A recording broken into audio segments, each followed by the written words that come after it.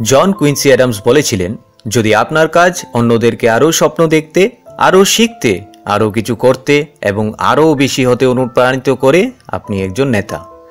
আজ আমরা আমাদের দেশের এমন একজন নেতার কথা বলতে যাচ্ছি যার ব্যক্তিত্ব অনেক মানুষকে অনুপ্রাণিত করে এবং তার আমলে করা কিছু কাজ তার মৃত্যুর পরেও আমাদের ভারতীয়দের দুঃস্বপ্ন দেয়। আজ আমরা ভারতের প্রথম মহিলা প্রধানমন্ত্রী শ্রীমতী ইন্দিরা গান্ধীর কথা বলতে যাচ্ছি। জয় হিন্দ বন্ধুরা, ক্রেজি কবুতর বাংলার আজকের সংস্করণে আপনাদের আন্তরিকভাবে স্বাগতম। ইন্দিরা গান্ধী কিভাবে প্রধানমন্ত্রী হলেন, আসুন শুরু থেকে শুরু করা যাক।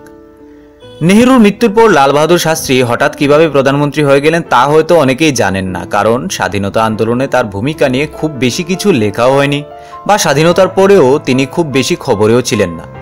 27 মে 1964 সালে নেহরুর মৃত্যুর পর গুলজারিলাল নন্দাকে দেশের ভারপ্রাপ্ত প্রধানমন্ত্রী নিযুক্ত করা হয় এবং নতুন প্রধানমন্ত্রী নির্বাচনের দায়িত্ব দেওয়া হয় তৎকালীন কংগ্রেস সভাপতি কে কামরাজকে।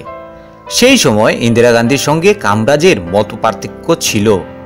আসলে বিরোধিতা সত্ত্বেও নেহেরু ইন্দিরা গান্ধীকে 1959 সালে নিজেই কংগ্রেসের সভাপতি করেছিলেন এবং তাই তিনি নেহেরুর পরে দেশের পরবর্তী প্রধানমন্ত্রী হতেও চলেছিলেন। কিন্তু তখন কংগ্রেস পার্টির বড় নেতারা তার বিরুদ্ধে ছিলেন এবং এই কারণেই ইন্দিরা গান্ধীকে 1960 সালে কংগ্রেস সভাপতির পদটিও ছাড়তে হয়েছিল। সাল ছিল 1964। কে কামরাজ নতুন প্রধানমন্ত্রী নির্বাচন করার জন্য 4 দিনের মধ্যে 12 জন মুখ্যমন্ত্রী এবং কংগ্রেসের 200 জনেরও বেশি সাংসদদের সাথে দেখা করেছিলেন এবং এই নেতাদের বেশিরভাগই মোরারজি দেশাইকে প্রধানমন্ত্রী বানানো চেয়েছিল। কে কামরাজও এতে অনেকাংশেই একমত ছিলেন, কিন্তু পরে সিদ্ধান্ত হয় যে মোরারজি দেশাই প্রধানমন্ত্রী হয়ে গেলে সরকার ও পার্টি দুর্বল হয়ে পড়বে, কারণ মোরারজি দেশাই সম্পর্কে বলা হয়েছিল যে তিনি নাকি তার নিজের সহকর্মীদের মতামতকেও গুরুত্ব দিতেন না।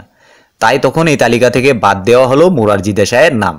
তারপর আরও 2টি নাম প্রস্তাব করা হয়। এদের মধ্যে প্রথম নামটি ছিল লাল বাহাদুর শাস্ত্রীর এবং দ্বিতীয় নামটি ছিল ইন্দিরা গান্ধীর। এখন কারণ এই সময়ে কংগ্রেস নেতাদের একটি পৃথক দল ছিল যারা নাকি ইন্দিরা গান্ধীকে সমর্থন করেছিলেন, কে কামরাজের কথা ওরা শুনতেন না। তাই কে কামরাজ সিদ্ধান্ত নেন তিনি ইন্দিরা গান্ধীকে প্রধানমন্ত্রী করবেন না।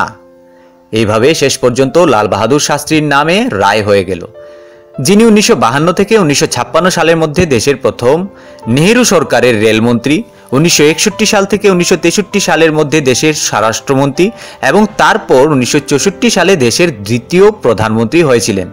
তবে তিনি প্রধানমন্ত্রী হওয়ার পর ইন্দিরা গান্ধী তার উপর বেশ চাপ সৃষ্টি করেছিলেন। ইন্দিরা গান্ধী প্রধানমন্ত্রী হতে পারেননি, তাই কিছু নেতা তাকে লাল বাহাদুর শাস্ত্রীর মন্ত্রিসভায় স্থান দিতে বলেছিলেন। অনেক আলোচনার পর ইন্দিরা গান্ধীকে দেশের তথ্য ও সম্প্রচার মন্ত্রী করা হয়, তবে এটাকে ইন্দিরা গান্ধীর অপমান বলে মনে করা হয়, কারণ তখন দেশে গণমাধ্যমের তেমন বিকাশ ছিল না এবং যোগাযোগের মাধ্যমও ছিল সীমিত।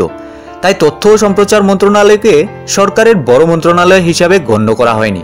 1966 সালে ভারতের তৎকালীন প্রধানমন্ত্রী লাল বাহাদুর শাস্ত্রীজি রহস্যজনকভাবে মারা গেলেন। ইন্দিরা গান্ধী প্রধানমন্ত্রী হওয়ার সুযোগও পেয়ে যান। শাস্ত্রীর মৃত্যুর পর ইন্দিরা গান্ধী কংগ্রেস পার্টির প্রধান হন। শ্রীমতী গান্ধী সংসদীয় নেতৃত্ব নির্বাচনে তার প্রতিদ্বন্দ্বী মোরারজি দেশাইকে পরাজিত করে কংগ্রেস পার্টির নেতা হন এবং এইভাবে ভারতের প্রধানমন্ত্রীও হয়ে যান। তিনি ছিলেন ভারতের প্রথম মহিলা প্রধানমন্ত্রী এবং 1984 সালে তার হত্যার আগ পর্যন্ত সবচেয়ে বিতর্কিত নেত্রীও তিনিই ছিলেন। প্রধানমন্ত্রী হওয়ার পরপরই মিসেস গান্ধীকে কংগ্রেস পার্টির ডানপন্থীরা চ্যালেঞ্জ করে এবং 1967 সালের নির্বাচনে উনি মাত্র একটি সংকীর্ণ বিজয় লাভ করেন এবং এইভাবে উপপ্রধানমন্ত্রীর সাথে তাকে শাসন করতে হয়। 1971 সালে তিনি আবার বিরোধীদের উপর তুমুল বিজয় লাভ করেন এবং ভারতের অবিসংবাদিত নেতা হিসাবে গণ্য হয়ে ওঠেন। সেই বছর তিনি বাংলাদেশ সৃষ্টির সমর্থনে ভারতকে পাকিস্তান আক্রমণের নির্দেশ দেন, যা তাকে বৃহত্তর জনপ্রিয়তা এনে দেয় এবং 1972 সালের জাতীয় নির্বাচনে তার নতুন কংগ্রেস দলকে ব্যাপক বিজয়ের দিকে নিয়ে যায়। পরবর্তী কয়েক বছরে তিনি খাদ্য ঘাটতি, মুদ্রাস্ফীতি এবং আঞ্চলিক বিরোধের কারণে ক্রমবর্ধমান নাগরিক অস্থিরতার মধ্যেই সভাপতিত্ব করেন। তার প্রশাসন তখন এই সমস্যাগুলো মোকাবেলায় কঠোর কৌশলের জন্য অনেক সমালোচনার সম্মুখীন হয়। ইতিহাসে 25 জুন ভারতের জন্য একটি গুরুত্বপূর্ণ দিন। সেই দিন রেডিওতে প্রধানমন্ত্রী ইন্দিরা গান্ধী একটি ভাষণ দেন, যাতে তিনি বলেন, ভাই ও বোনেরা, রাষ্ট্রপতি জরুরি অবস্থা ঘোষণা করেছেন। 25 জুন 1975 থেকে 1977 সালের 21 মার্চ পর্যন্ত এই 21 মাস দেশে জরুরি অবস্থা জারি ছিল। তৎকালীন রাষ্ট্রপতি ফখরুদ্দিন আলী আহমেদ প্রাক্তন প্রধানমন্ত্রী ইন্দিরা গান্ধীর নেতৃত্বাধীন সরকারের সুপারিশে ভারতীয় সংবিধানের 352 অনুচ্ছেদের অধীনে দেশে জরুরি অবস্থা ঘোষণা করেছিলেন। এই দিনটি ভারতীয় গণতন্ত্রের ইতিহাসে কালো পাতার চেয়ে কম নয়। এই দিনটির কথা মনে করে প্রতিটি ভারতীয় লজ্জায় মাথা নত করে। সেই সময়টা ছিল তৎকালীন ইন্দিরা গান্ধী সরকারের উচ্ছৃঙ্খলতার যুগ। সে সময় সরকারের বিরুদ্ধে উত্থাপিত প্রতিটি আওয়াজকে উনি দমন করেছিলেন। তো বন্ধুরা, ইন্দিরা গান্ধী সম্পর্কে আপনাদের মতামত আমাদেরকে কমেন্ট বক্সে অবশ্যই জানাবেন, আমাদের ভালো লাগবে। তো এখনকার মতো বিদায় নিচ্ছি। আপনারা খুশি থাকুন, আমাদের দেশও খুশি থাকবে। জয় হিন্দ।